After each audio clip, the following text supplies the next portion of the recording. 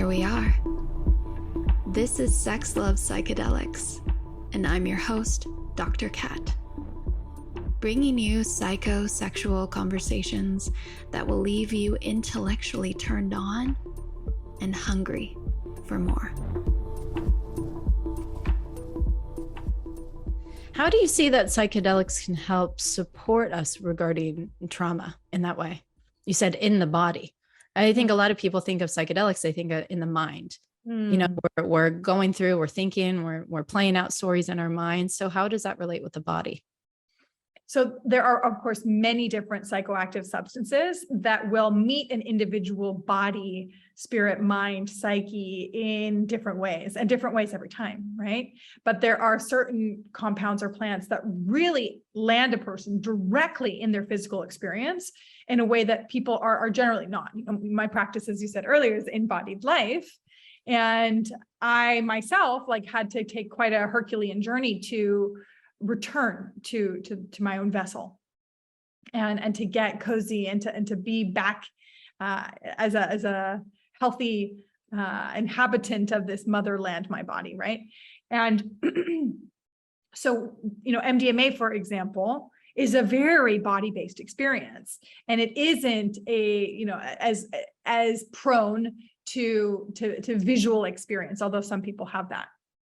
And when a person is working with MDMA, and of course, I'm trained by MAPS in their MDMA-assisted psychotherapy protocol for complex PTSD, which is getting astonishing results, is of course received breakthrough designation from the FDA, and God willing will be approved as a legal medicine again in the next year or so.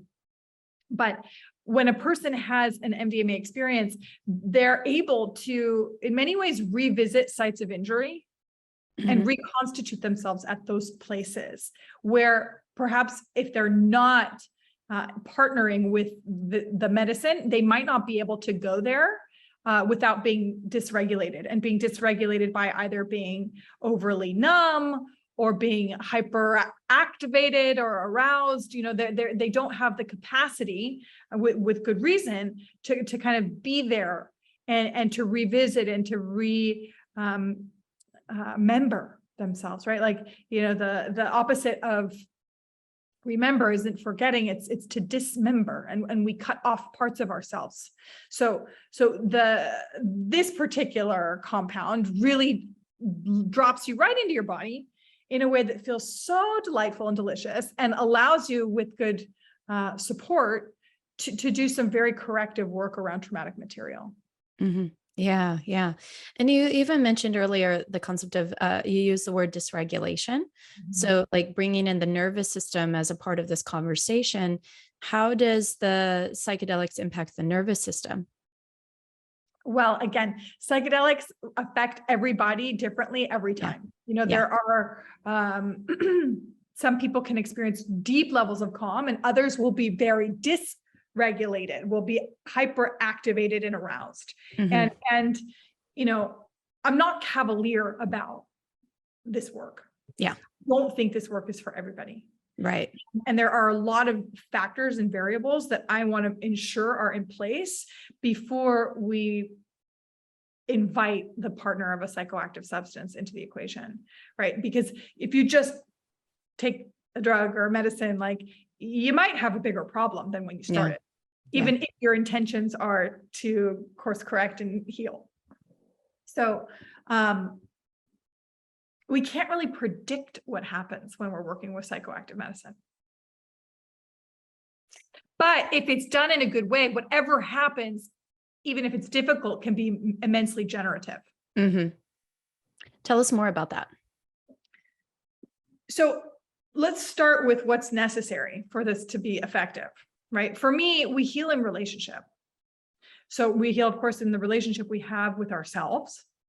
And then as a therapist, I'm efforting to provide a really, really safe, beautiful, loving, caring, responsible practice field for relationship. And so the person, my client, gets to really flex and express and be authentic and unveiled, right? Now, in my practice, I also effort to invite primary relationships into my work so that the healing is often disruptive for individuals, right? It's going to shift the homeostasis. I want to support the evolution of relationships, not the breakdown of relationships. Now, sometimes healing requires dissolution of certain relationships, but if I can, I want to support the development of existing relationships.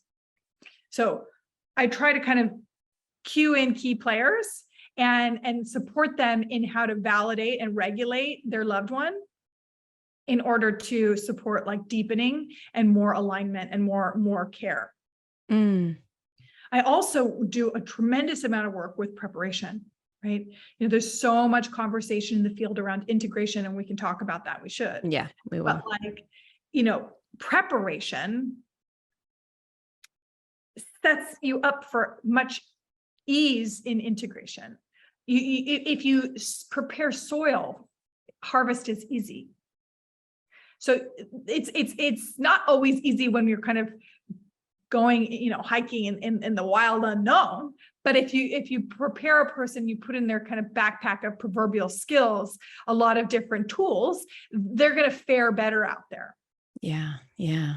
And I also, the last thing I just want to name as something I'm always present to again is do they have support, right? Like, does a person have support on the back end of the experience that's bigger than me? And if they don't, it's probably not a good idea. Yeah. Yeah. Well, that was fun. Thanks for tuning in, lovers. And if you want to experience more ecstasy and sexual liberation, head over to s.xlovepsychedelics.com and learn about how you can join me for any one of my online or live events. And while you're there, grab my free guide on sex and psychedelics. Remember, this podcast is for entertainment and educational purposes only. Please contact your healthcare provider and local law before pursuing any of the products or psychedelics discussed.